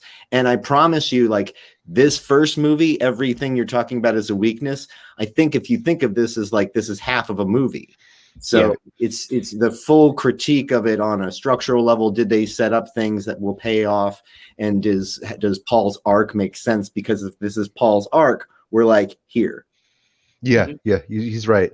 And I think too, it is kind of the studio executive meddling at that point, like you were saying. I'm sure there's an extended edition of part 1 out there somewhere. It probably says that, because Jason Momoa said he thinks like there might be like a 5-hour cut that was lying around or something like that, or said he's pretty sure he'd watch a 5-hour cut, something like that. Yeah, because there's market research bros out there who like figure out how long people are willing to sit in a theater and watch a movie. Well, it's not just that. It's also so if they're putting it in theaters, it can't be any longer than a certain amount because they need to get other movies in. So, like, we ran into this in The Fringe, for instance, when I was writing Snow White Zombie Apocalypse, and even Mike. There were times my first play that I ever had produced, which Beezy was an awesome character in and contributed in an incredible beginning, which I think is still on YouTube. Is that correct? Which one? Mike? Yeah. Well, Mike, your opening of Mike, where you play slapstick. Yeah, that's still out there on my cigar box, which is now more of a decorative than functional. Oh man, you got to get yourself some AJ Fernandez, man. Those things are great. I freaking love these things. Yeah, but like with regard to The Fringe, like, you know, I wanted to add some additional time to the runtime of Snow White Zombie Apocalypse. I wanted to add a bit to Mike to make some of the scenes work a little bit better throughout the because of things I learned in the rehearsal process. And, you know, what it came down to was that, like, the friend was like, no, you cannot change your time regardless. And I'm like, why not? And they're like, because there's like 8 other plays that have to come in here and they need time to set up. So in the same way, yeah, probably story-wise, the Dune movie could have gone on longer, but you got to think from a capitalist perspective, what theater is going to? No, I fucking don't. Other movies. Yeah. The popcorn must flow. The popcorn must flow. Actually, this is the first movie I went to in a theater where I didn't get popcorn because I just kept my mask on, and it really bothered me. I didn't think it would, but it did. But I did get like 4 fingers of bourbon, so that was. That'll do it. Yeah. You missed that part, Beezy. The guy at the luxury theater he went to didn't know what a double was, so he just poured like 4 fingers full of like whiskey into solo cup. Beautiful. I was like, that's great. Have you guys, by the way, ever seen a movie in 4D or 4X or whatever? Yeah, because I go to the zoo with my kids all the time where they have the seats poke you and blow air on you and water sprays on you at moments. Oh, really? That's like a thing? Yeah. Yes, I did it by accident. In Disney parks or theme parks and things like that now. You know what? In like the 90s, they had something like that in Disneyland and Tomorrowland where it was like they put you in a theater and like an alien was going to escape and they would like blow air on you and stuff. So I guess I have. Well, so I saw Blade Runner 2046 or whatever. 2049. 2049. I saw Blade Runner 2049 in the 4X, and it was like one of like 3 people in the theater. This was, in Manhattan near 34th Street, and I get in there, and the seats start moving. They're spraying me with water and stuff, and I'm just like, I wanted to see a movie. I didn't want to attend Gallagher. But I'll tell you, man, if that wasn't atmospheric as shit for Blade Runner. Like I could hear the rain on the outside of their pods and stuff. Like, yeah, it was really good. I would watch Dune in 4DX or whatever. Well, I don't like sand. You would need a still suit because they would like take the theater up to about 250 degrees. Yeah, also they're gonna give everyone still suits and lock the bathrooms. Yeah, lock the bathrooms. Yeah, Drink your sweat and tears. You will not miss a moment. Anybody who brings in their food from the outside, they take their water. Well, this actually, just on a note, real quick, one of the most terrifying lines I've ever heard in a movie comes from Stilgar towards the end when he says, "What wealth do you have except for the water in your flesh?" That is a terrifying threat. That is on my top 10 greatest violent threats of all time. It was pretty good. So on this, that's the end of my notes. Like there's a couple, but I think I've gone over most everything. I thought this was a phenomenal movie. I can't wait to see the next one. So there was before we get into final thoughts, there's one other thing I wanted to throw at you guys, because there was like some dumbass leftist criticism of this that I saw. And one of them was they were trying to come at this movie from an identity politics standpoint. Oh, God. And they literally like the quote in it was like, oh, yeah, the Fremen aren't white and they're not and they're good guys. But I mean, they don't have any specific history. Like Javier Bardem is a Spaniard, and this other guy is a Moroccan, and they just had this big, massive. Yeah, because this is a future which dodged the artificial constructs of race. Yeah. Exactly, and it's a movie where people are playing characters in a freaking fantasy world. How dare they not actually go to Arrakis and cast a Fremen as Stilgar? Like, you know what? I had an interesting thought today. You know, in terms of non-traditional casting, it just kind of occurred to me because I've just had the movie like on here and there, considering it, and I've been writing about it a little bit. But you could have very easily like made the Atreides family black. It wouldn't have changed anything. I think that's true of almost every character in this, because race doesn't come in as a factor of inequality. It's like, what feudal house do you belong to? And the emperor's own envoy, the herald is black, and you see, you know, there's I don't know, there just doesn't seem to be, you know, race as a construct in this world. So it could have been a bigger swing for the fences from Hollywood to just cast the Atreides as black, and then see how many Dune fans are actually chuds. Yeah, it'd be interesting if they cast the Emperor as black in part 2. To be honest with you, I also like to think that the Herald of the Change. I'd like to think that his name is Harold. Herald of the Change. That's just like, this is what they call him. You know, there's also, well, to keep in mind also, so like when you're doing racialized casting, when you're taking race into account as you are casting, there's also some things to take into account, which is like the current I guess like attitudes towards specific people. So it makes sense. For instance, even though race doesn't matter in the Dune world, it does matter in our world. So it makes sense to make the Fremen not a bunch of Europeans, essentially, even though I'm sure we will see a lot of, you know, there's probably going to be more diversity as we see more Fremen. But, you know, they're clearly a colonized people, so they're pulling very strongly on actors of color and also Javier Bardem, which is very interesting because in Europe, Spaniards are thought of as white, but in America, they're not.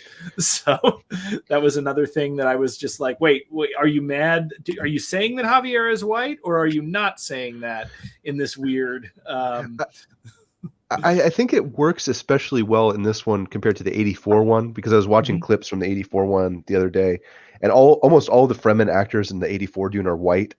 Like this, the actor who plays Stilgar is one of the guys from Twin Peaks who runs the gas station, if you're familiar with that property. Yeah. And it's so weird to hear him with that North Atlantic accent like speaking, is like, "You will be Paul Muad'Dib. This is how I talk as a space Fremen guy." It's like, dude, like I know David Lynch. I know you have your stable of actors, but please go find somebody who's not from like Washington State for that character. Yeah. Absolutely. Well, no, it's also, I really liked, by the way, 2 notes that I skipped over. I loved the liturgy, and I was there for the bagpipes. Yeah, the bagpipes were amazing because you start off with the one as they're arriving on Arrakis, and then it just goes into this cacophony of like 1,000 bagpipes. And like Hans Zimmer, bro, like BZ and I discussed this the other day, but this is such a great soundtrack. Yeah, I said, you know how good Hans Zimmer is? He tricked me into thinking Michael Bay was a great director. Yeah, he did. So overall, and I will totally agree with you on that. So final thoughts here. I'm going to go with BZ first. Like, what's your takeaway from this film? What are you really excited about to see in the future? And what is both the best thing and the worst thing about this vision of Dune?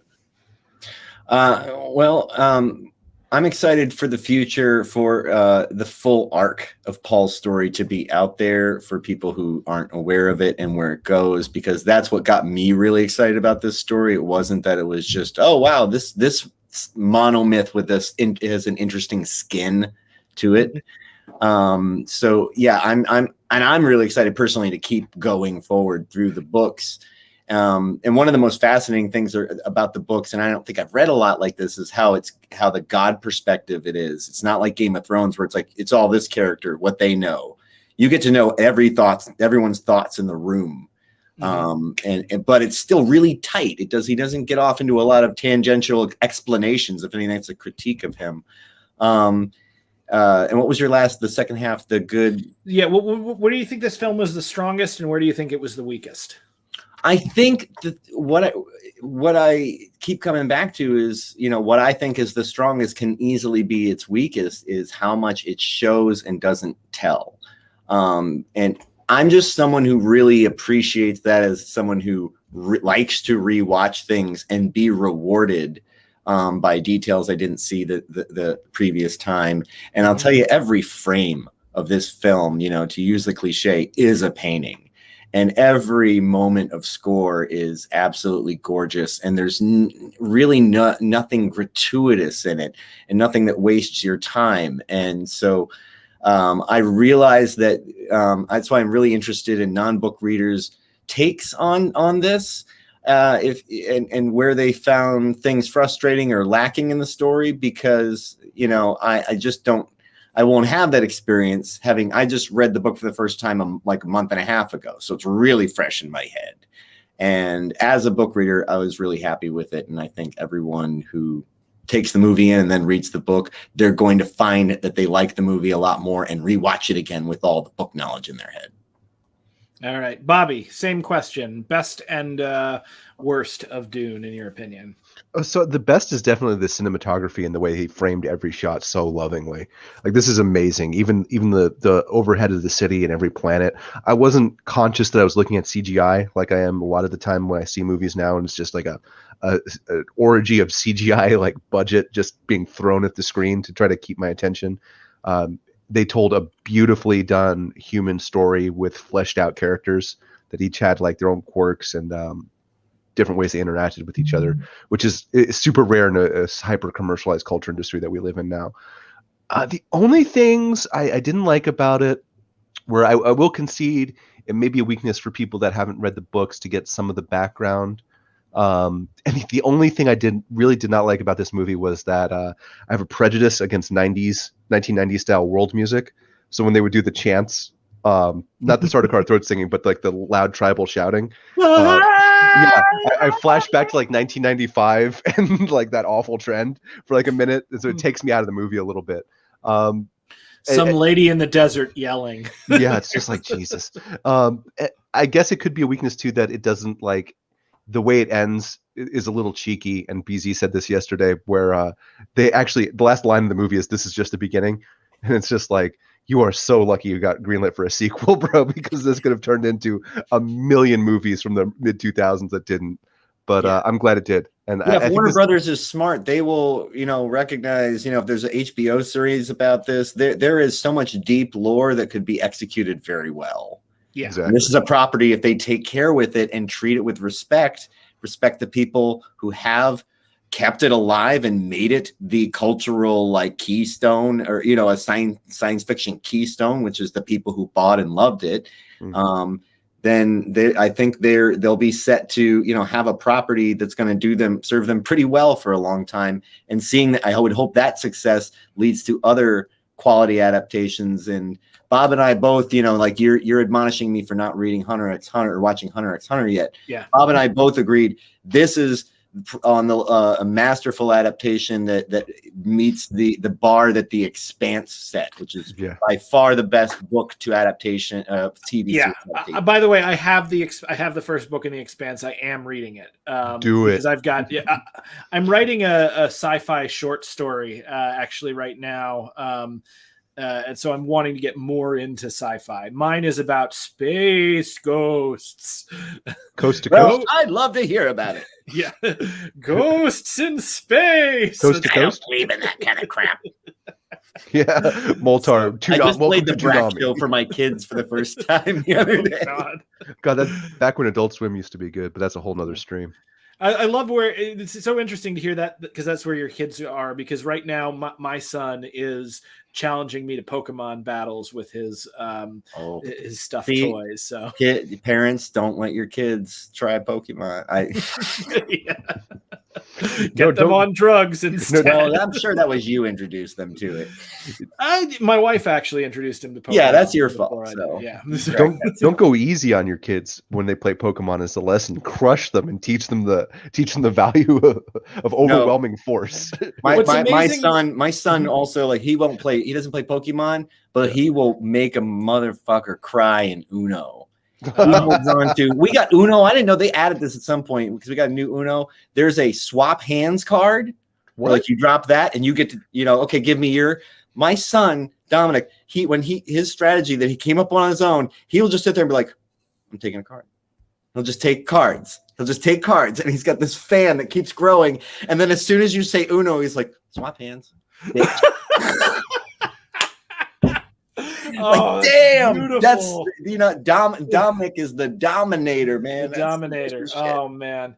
No, Gavin at this point, he will demand that we have a Pokemon battle, which will involve us pretending his toys are Pokemon that we made up. And then he will refuse to let either one of us win. He says we both win every time.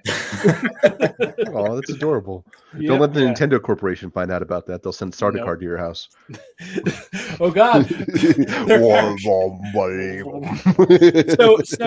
All right. So I think we've got this. This is an excellent film, obviously. Really go see it. And I think the best endorsement that I can give of it, like as a screenwriter and as a dick who doesn't like a lot of what he sees and is hypercritical. The very fact that this film hooked me from its inception, that I was down here planning to be drinking and stuffing comic books while I read it. And then, like, within the first few minutes of the film, I was like, no, I have to go back. I have to watch this. That's how good it is.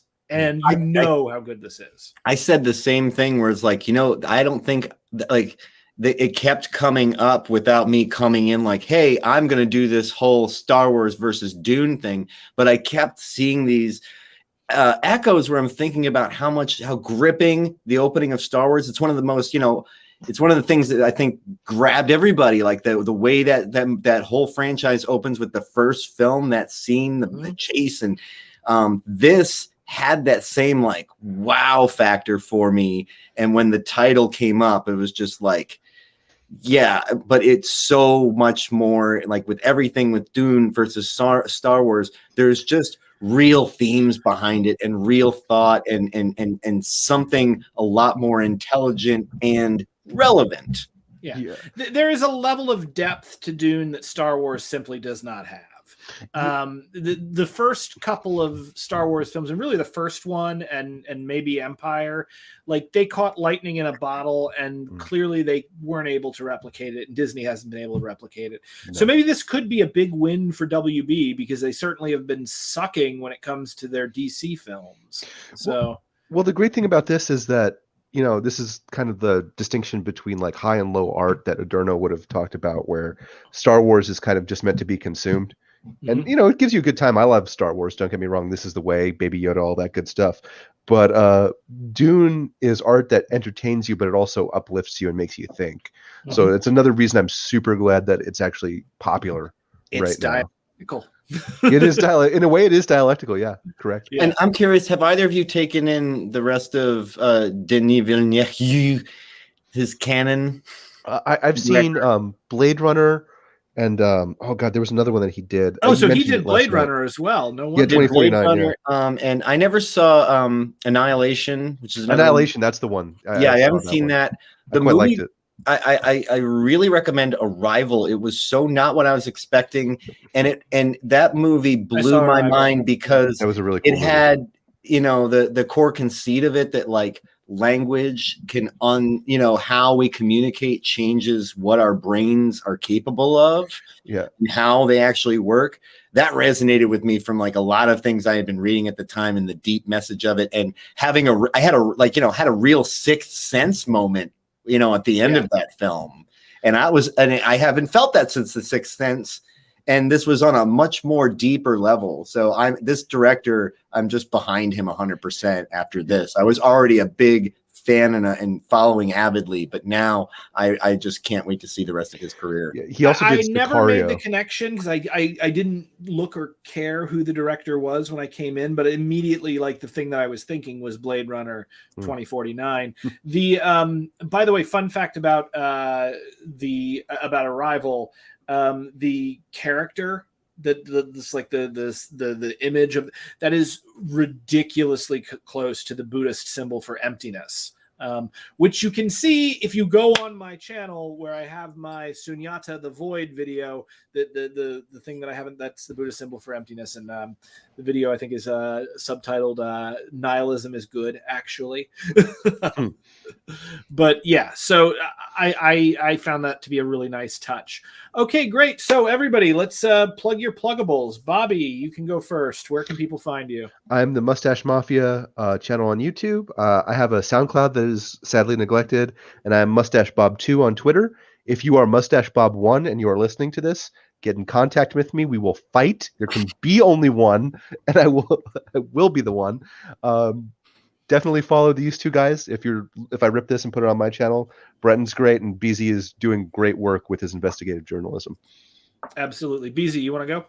Yeah, I'm a BZ Douglas. You can always use follows on Twitter or subscribers on YouTube, building up an audience from scratch, doing journalism that's very hyper local focused on police abuse and prosecutorial corruption and political corruption by police influence. And there's a lot going on in Cleveland that I think in the whole Ohio that resonates for the rest of the country. Right now, we have issue 24 on the ballot, which could bring real citizen accountability. It creates a citizen oversight board that has mandates on who has to be in it, like people who are actual victims of violence and no cops and things like that. And it has subpoena power, and it's getting fought tooth and nail by the police unions and all of their sycophants in the city government and the press. But if that passes, that could be really important, and it will definitely have a ripple effect throughout the area. So I hope you can follow my work. And if you know anyone in Cleveland, make sure they vote for issue 24. That's more important than following me. Absolutely. But follow BZ. Do both. If you want to know about issue 24, follow me, because all I do is amplify the people who really know about it. Walk and chew gum, guys. Yeah, and so when Bobby rips this for his channel, because originally it was supposed to be the three of us, but these two stabbed me in the back and did it on Saturday when I couldn't do it.